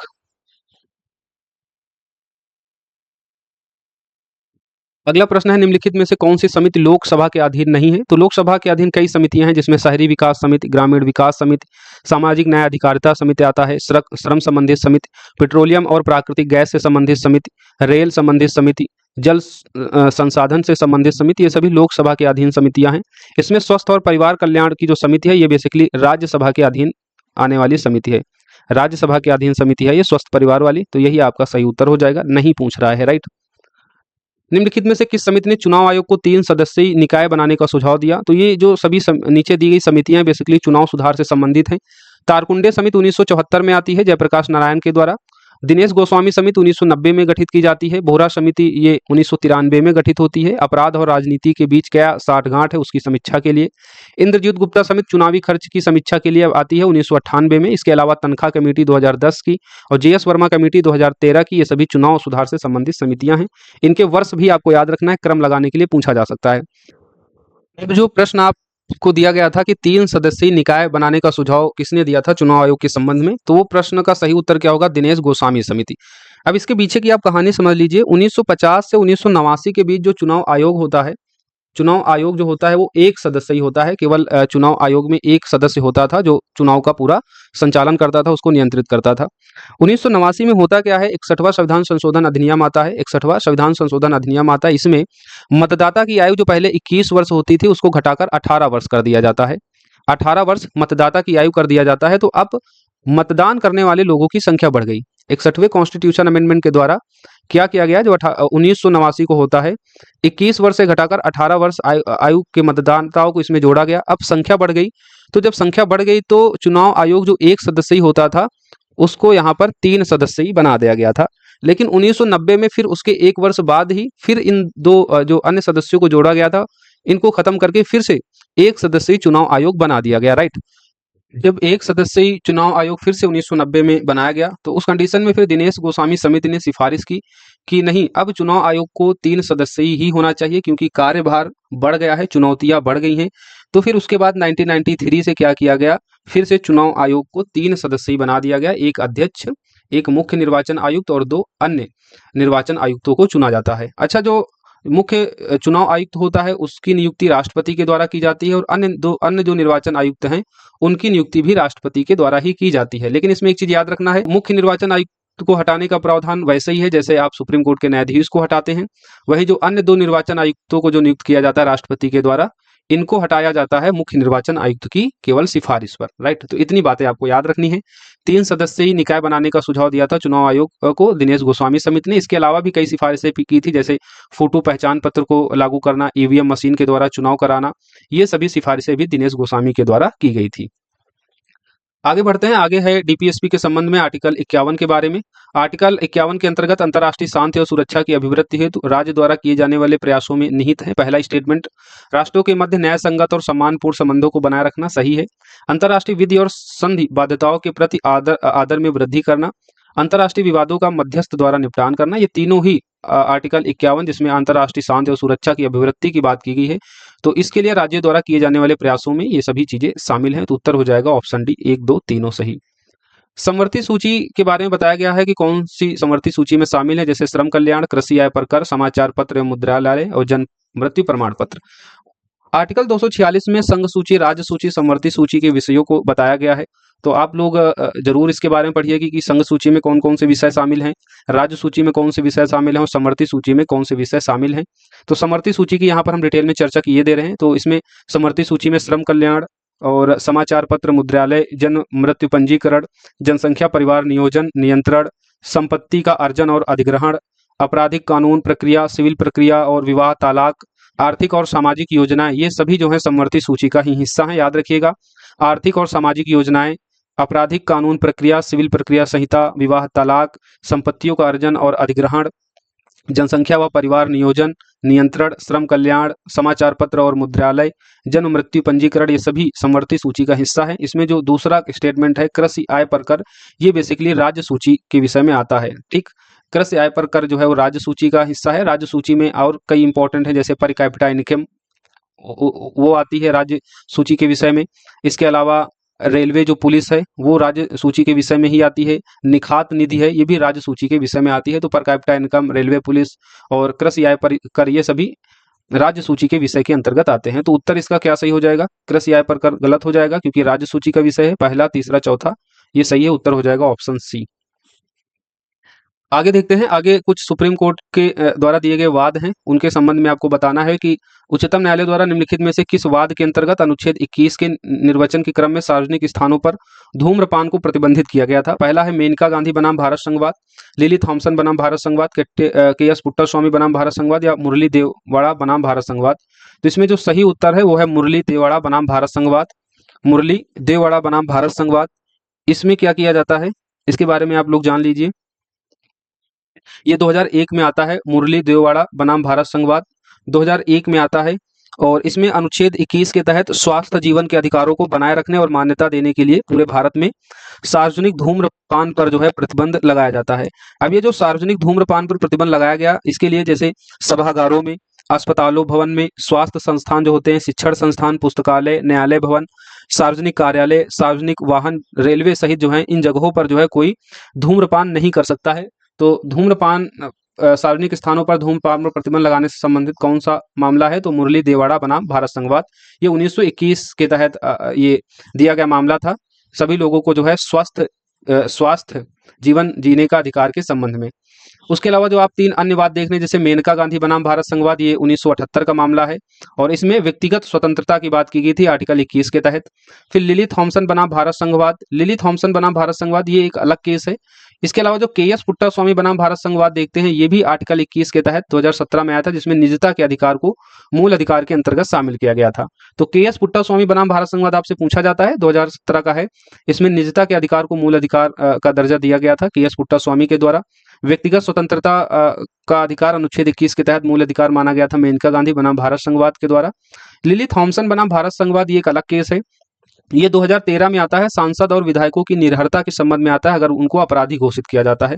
जैसे अभी हाल ही में चर्चा में केस था, राहुल गांधी को जब 2 वर्ष से अधिक की सजा सुनाई गई थी गुजरात न्यायालय के द्वारा, जो अधीनस्थ न्यायालय था, फिर उसकी सुनवाई अपर न्यायालय में हुई तो उस केस को जो है निरस्त कर दिया गया था। हालांकि ये बड़ा मामला था क्योंकि अगर किसी सांसद या विधायक को 2 साल से अधिक की सजा हो जाती है तो सजा के वर्ष प्लस जो है 6 वर्ष और वो व्यक्ति जो है चुनाव नहीं लड़ सकता है किसी भी प्रकार के, उसको निर्हर कर दिया जाता है। तो जैसे ही 2 साल से अधिक की सजा किसी सांसद विधायक को सुनाई जाती है तो उसका जो पद होता है सांसद या जो विधायकी का पद होता है वो तुरंत निरस्त कर दिया जाता है, खाली कर दिया जाता है। और उसके अलावा 2 वर्ष से अधिक जितनी भी सजा होगी उसको और प्लस 6 वर्ष और, तो उस अवधि तक जो है वो व्यक्ति चुनाव नहीं लड़ सकता है। तो ये बात आपको याद रखना है। ये लिली थॉम्सन बनाम भारत संघवाद में दिया गया निर्णय था राजनीतिक अपराध को रोकने के लिए। अगला प्रश्न है मूल अधिकारों के संदर्भ में बताना है। मूल अधिकार या अनुच्छेद 12 से 35 तक आप पढ़ते हैं। 6 मूल अधिकार हैं वर्तमान में, राइट, 6 मूल अधिकार हैं वर्तमान में और इनके बारे में नीचे दिया गया है मूल अधिकारों के संबंध में। पहला स्टेटमेंट है किसी भी स्थिति में मूल अधिकारों को जो है स्थगित नहीं किया जा सकता है। तो ये स्टेटमेंट गलत हो जाएगा। मूल अधिकारों को स्थगित या सीमित किया जा सकता है, जैसे आपातकाल के दौरान स्थगित सीमित किया जा सकता है, संविधान में संशोधन करके सीमित किया जा सकता है, उनको स्थगित किया जा सकता है आपातकाल के दौरान, राइट। तो पहला स्टेटमेंट तो गलत हो जाएगा। इसका न्यूनीकरण संविधान में विहित रीति से ही संभव है, ये स्टेटमेंट सही है कि अगर मूल अधिकारों को अगर आपको सीमित या इनको कम करना है तो आपको संविधान में संशोधन करना पड़ेगा। संविधान में संशोधन करना पड़ेगा। संविधान में संशोधन 3 प्रकार से होता है। एक तो होता है आपका साधारण बहुमत के द्वारा, और साधारण बहुमत के द्वारा जो संशोधन होता है उसको 368 के अंतर्गत काउंट नहीं करते हैं। इसलिए अगर संविधान में संशोधन करना है तो आपको विशेष बहुमत के द्वारा संविधान संशोधन करना होता है, जो आर्टिकल 368 का पार्ट होता है, राइट। तो ये चीज आपको याद रखनी है। तो इसको न्यूनीकरण संविधान में विहित रीति से ही संभव है। अगला स्टेटमेंट है ये राज्य के साथ सहकारी समितियों के विरुद्ध भी परिवर्तनीय है। तो ये स्टेटमेंट गलत हो जाता है क्योंकि जो मूल अधिकार हैं वो बेसिकली केवल राज्य के विरुद्ध परिवर्तनीय है। न्यायालय फंडामेंटल राइट्स का संरक्षण होता है, जैसा कि आर्टिकल 32 में दिया ही गया है। संवैधानिक उपचारों का अधिकार, आपके अगर मूल अधिकारों का हरण होता है तो आप डायरेक्ट सुप्रीम कोर्ट जा सकते हैं इस आर्टिकल 32 के तहत।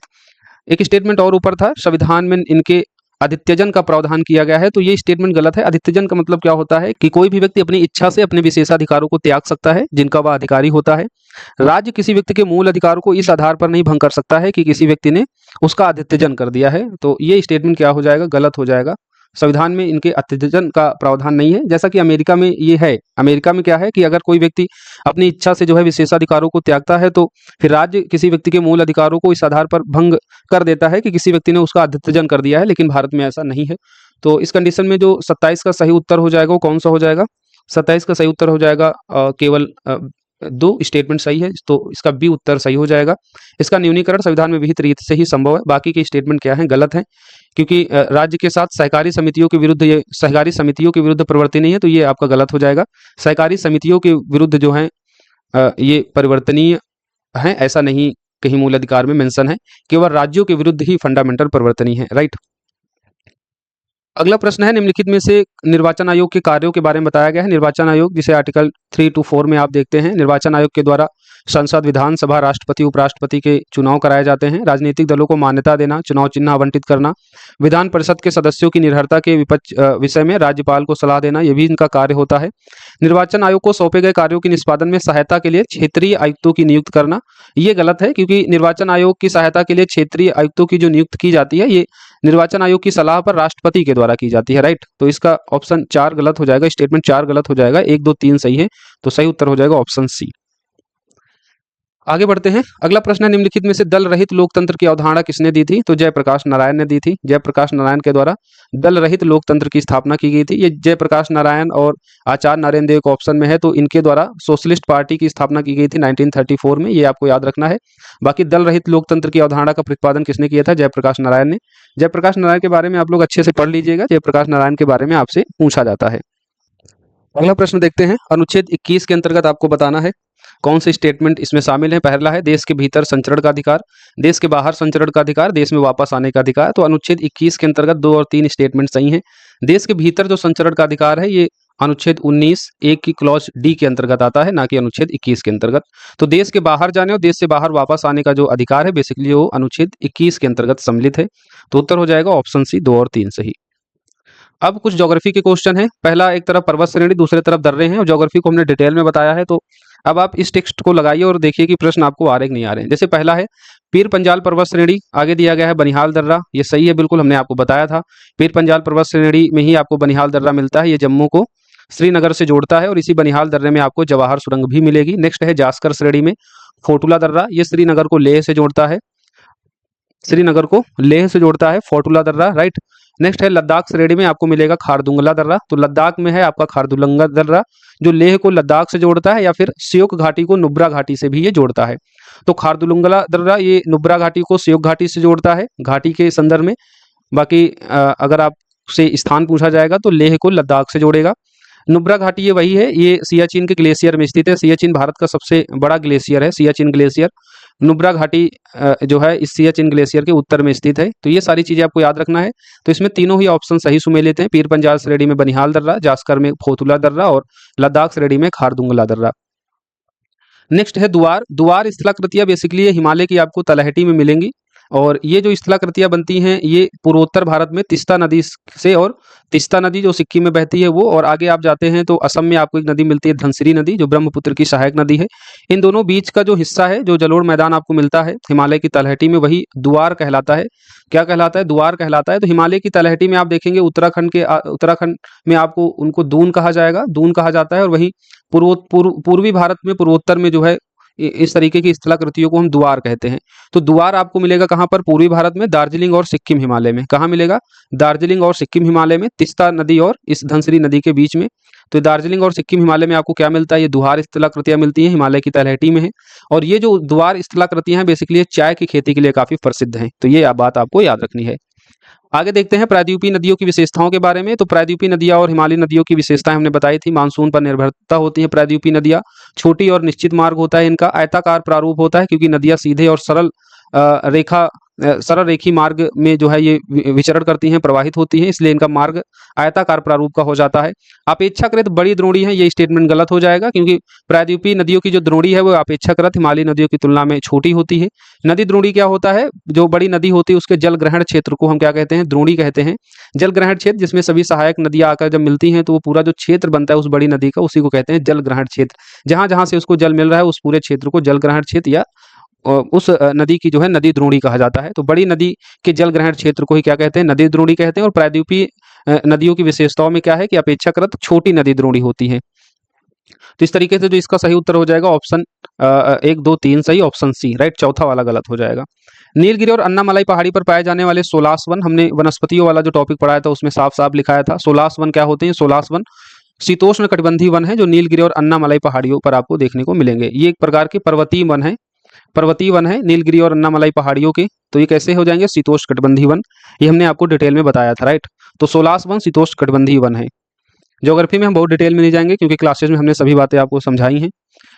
कथन और कारण देखना है, काली मृदा में लंबे समय तक नमी रहती है, बिल्कुल सही स्टेटमेंट है। काली मृदा को रेगुर या कपासी मिट्टी भी कहते हैं, स्वतः जुताई वाली मिट्टी कहते हैं क्योंकि मिट्टी क्या करती है, ये मिट्टी बड़ी जल्दी गीली फूल जाती है, मुलायम हो जाती है, सूखने पर इसमें दरारें पड़ जाती हैं, इसलिए इसको हम स्वतः जुताई वाली मिट्टी कहते हैं। नमी धारण क्षमता इनकी अच्छी होती है, इसलिए इसमें जो है आप देखेंगे कपास बहुत बढ़िया होता है और इसलिए इसको हम कपासी मिट्टी भी कहते हैं। महाराष्ट्र गुजरात में आपको इनका अत्यधिक विस्तार मिलेगा। काली मृदाओं में चूना, लोहा, मैग्नीशियम, एल्युमिनियम के तत्व काफी मात्रा में होते हैं, ये भी सही स्टेटमेंट है। फास्फोरस, नाइट्रोजन, जैविक पदार्थों की कमी होती है काली मिट्टी में। अच्छा, यहाँ पर दोनों स्टेटमेंट तो सही है लेकिन कथन कारण एक दूसरे की व्याख्या नहीं कर रहा है। क्या नमी बनी रहती है, इसका कारण क्या चूना, लोहा, मैग्नीशियम और एल्युमिनियम के तत्वों का पर्याप्त होना है क्या, नहीं। तो कथन कारण सही है लेकिन एक दूसरे की व्याख्या नहीं करते हैं।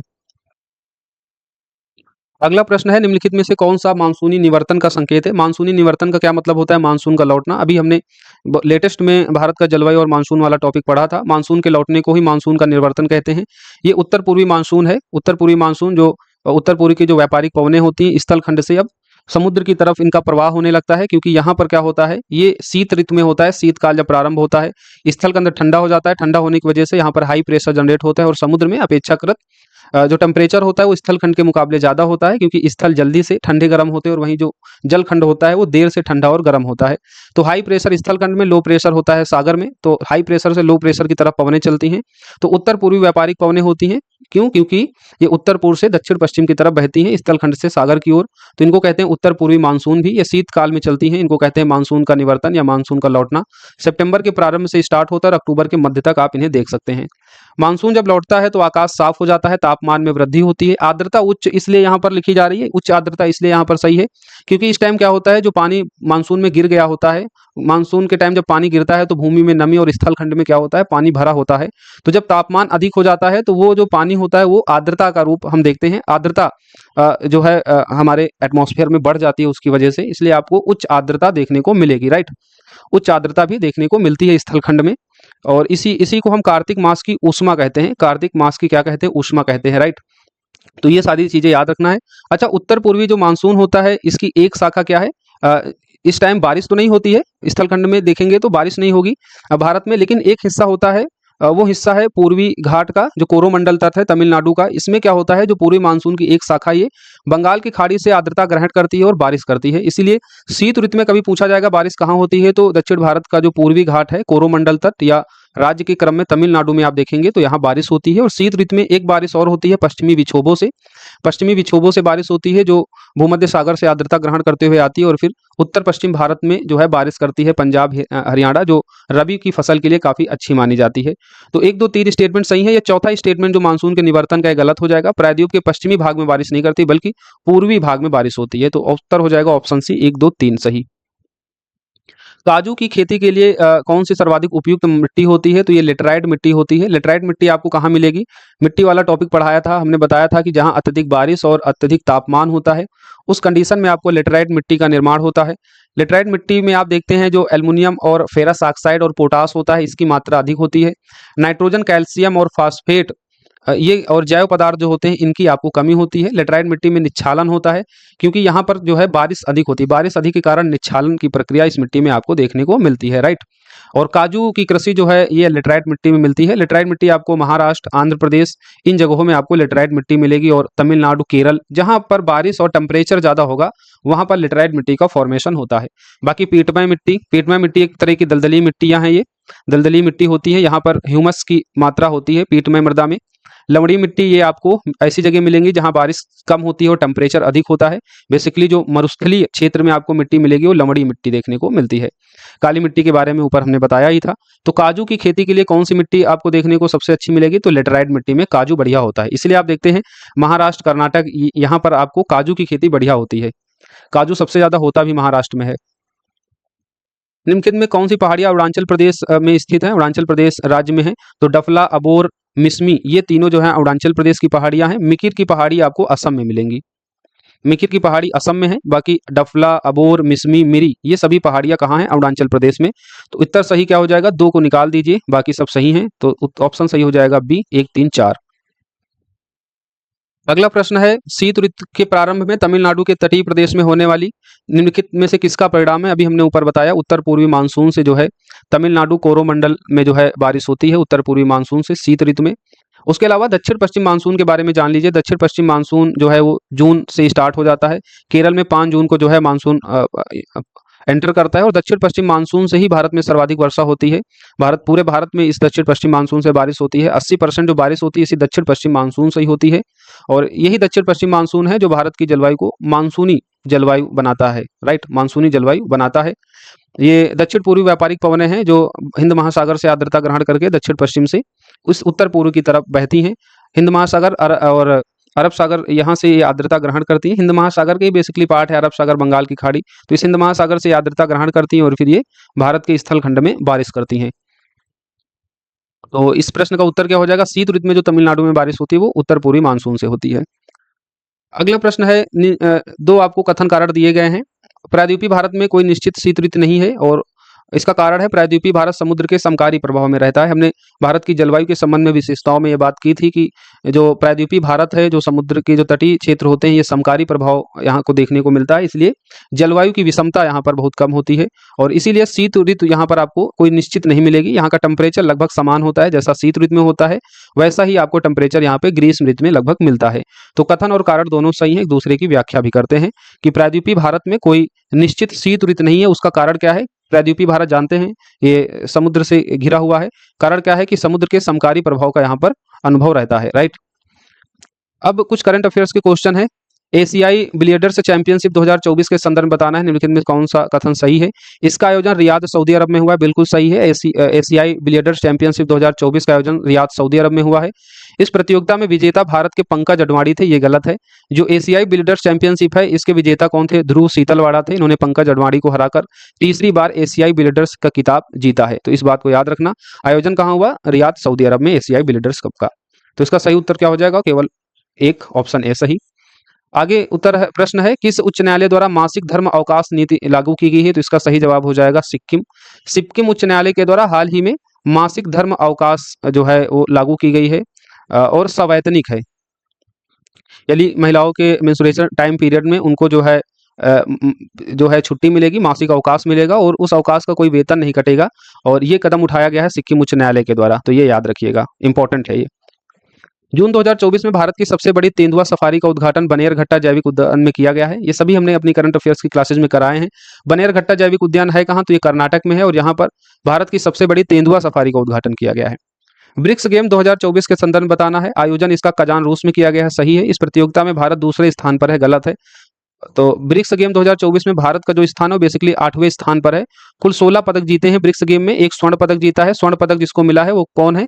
तो रवि कुमार दहिया है। ये कुश्ती खेल से संबंधित है, कुश्ती से, जिन्होंने ब्रिक्स गेम में एक स्वर्ण पदक जीता है। उसके अलावा 16 पदकों में से एक स्वर्ण हो गया रवि कुमार दहिया का, 3 रजक और 12 कांस्य पदक जीते थे और इन 16 पदकों के साथ भारत जो है ब्रिक्स गेम्स में 8वें स्थान पर है।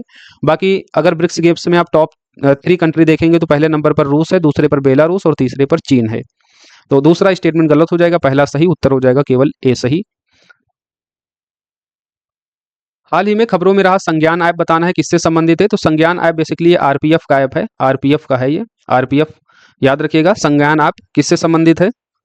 तो रेलवे पुलिस फोर्स के से संबंधित है, आरपीएफ से। राइट, अगला प्रश्न है, संयुक्त राष्ट्र सतत विकास समाधान नेटवर्क के द्वारा जो सतत विकास रिपोर्ट जारी की जाती है इसमें भारत का क्या स्थान है? तो भारत को 109वां स्थान मिला है 64 अंकों के स्कोर के साथ। शीर्ष पर देखते हैं सतत विकास रिपोर्ट में, तो शीर्ष पर है फिनलैंड, दूसरे पर स्वीडन और तीसरे पर डेनमार्क है। तो शीर्ष 3 कंट्रियां कौन सी हैं? Finland, Sweden, Denmark. भारत को 109वां स्थान मिला है 64 अंकों के स्कोर के साथ। नेक्स्ट प्रश्न है, हाल ही में भारत का पहला वैश्विक उद्यम जोखिम प्रबंधन केंद्र, वैश्विक उद्यम जोखिम प्रबंधन केंद्र ये कहाँ खोला गया है? तो ये उड़ीसा में खोला गया है, याद रखिएगा। भारत का पहला वैश्विक उद्यम जोखिम प्रबंधन केंद्र है। ये भी आपसे प्रश्न पूछे जाने लायक है। Institute of risk management, right. Next प्रश्न है त्रिपक्षीय अभ्यास फ्रीडम एज के बारे में बताना है, कौन सा देश शामिल नहीं है। तो इसमें भारत शामिल नहीं है, जापान, अमेरिका, दक्षिण कोरिया का ये त्रिपक्षीय अभ्यास है फ्रीडम एज। इसका आयोजन किया गया दक्षिण कोरिया के जेजू द्वीप में, राइट। तो जेजू द्वीप याद रखना दक्षिण कोरिया में है, जहां पर फ्रीडम एज का आयोजन किया गया। जापान, अमेरिका और दक्षिण कोरिया के मध्य ये त्रिपक्षीय अभ्यास है फ्रीडम एज, तो भारत इसमें शामिल नहीं है। नेक्स्ट प्रश्न है अखबारों में रही स्कूल इन बॉक्स पहल, ये हमने बताया था, ये किस राज्य से संबंधित है। तो ये असम से संबंधित है। जितने भी करंट अफेयर्स के प्रश्न हम देख रहे हैं, अगर आप नोट्स को प्रॉपर रिवाइज करते होंगे तो आप प्रश्नों के सही उत्तर देने में सक्षम होंगे। स्कूल इन बॉक्स जो है किस राज्य की पहल है। तो ये पहल है असम की। असम के बाढ़ प्रभावित क्षेत्रों में बच्चों को उनकी शिक्षा जारी रखने के लिए स्कूल इन बॉक्स कार्यक्रम को शुरू किया गया था। बाढ़ प्रभावित क्षेत्रों के बच्चों की जो है स्कूल शिक्षा शुरू रहे, वो जो है प्रभावित ना हो, उसके लिए यह योजना मुख्यतः राज्य के राहत शिविरों के लिए प्रारंभ की गई है। स्कूल इन बॉक्स कार्यक्रम का लक्ष्य बच्चों को अपना घर या परिवारों के सदस्यों को खोने के आघात से निपटने में मदद करेगा। और इस कार्यक्रम में 6 माह से 18 आयु के बच्चे शामिल हैं। 6 से 18 आयु के बच्चे इस कार्यक्रम में शामिल हैं। स्कूल इन बॉक्स, राइट, किस राज्य के द्वारा शुरू किया गया है, असम के द्वारा। अगला प्रश्न है मिशन निश्चय के बारे में। पहला स्टेटमेंट है बिहार सरकार के द्वारा प्रारंभ किया गया। दूसरा है उद्देश्य सीमावर्ती गांव में सामुदायिक भागीदारी को बढ़ावा देना। तो पहला स्टेटमेंट गलत हो जाएगा, क्योंकि मिशन निश्चय जो है वो पंजाब पुलिस के द्वारा शुरू किया गया है, नशे के विरुद्ध ये शुरू किया गया है। इसके अंतर्गत किया क्या जाएगा, भारत पाकिस्तान सीमा पर 42 गांव के निवासियों से संपर्क कर नशे की मांग और आपूर्ति के बारे में कार्रवाई योग्य खुफिया जानकारी जुटाने का प्रयास किया जाएगा। मिशन निश्चय नामक इस अभियान का उद्देश्य सीमावर्ती गांवों के निवासियों में सामुदायिक भागीदारी की भावना पैदा करना, जिससे पंजाब में नशे की समस्या से निपटा जा सके, राइट। इस मिशन के तहत जानकारी जुटाने के लिए युवाओं और महिलाओं पर ध्यान केंद्रित किया जाएगा। तो मिशन निश्चय के बारे में याद रखिएगा, ये नशे के विरुद्ध जो है मिशन है, नशे से छुटकारा जो है दिलाने के लिए ये शुरू किया गया है पंजाब पुलिस के द्वारा, पंजाब को नशे से मुक्त करने के लिए। तो बिहार सरकार के द्वारा नहीं आरंभ किया गया, तो ये है गलत स्टेटमेंट। दूसरा क्या है, उद्देश्य सीमावर्ती गांव में सामुदायिक भागीदारी को बढ़ावा देना है। सीमावर्ती गांव में सामुदायिक भागीदारी को बढ़ावा देकर पंजाब को नशे से मुक्त करना। तो दूसरा स्टेटमेंट क्या है, सही हो जाएगा। तो 50 का उत्तर क्या हो जाएगा, बी, केवल 2 सही है। तो इस तरीके से हमने 50 प्रश्नों के इस फुल लेंथ टेस्ट को देख लिए, 50 प्रश्नों के। अगली क्लास में अगर आपका रिस्पांस ठीक रहा तो अगले क्लास में हम नेक्स्ट प्रश्नों को भी डिस्कस करेंगे, राइट। नेक्स्ट प्रश्नों को भी डिस्कस करेंगे डिटेल में एक्सप्लेनेशन के साथ। अगर कोई आपको सुझाव हो इन क्लासेस के संबंध में तो आप अपना सुझाव दे सकते हैं। बाकी मिलेंगे नेक्स्ट क्लास में, जब तक आप पढ़िए, जहां है वहां सुरक्षित रहिए, अपना ख्याल रखिए। जो बच्चे संकल्प बैच से जुड़ना चाहते हैं 70 बीपीएससी प्रिपरेशन के लिए, तो वो जुड़ सकते हैं दिए गए नंबर पर कॉल या मैसेज करके। 6306473800 हमारा नंबर है। धन्यवाद।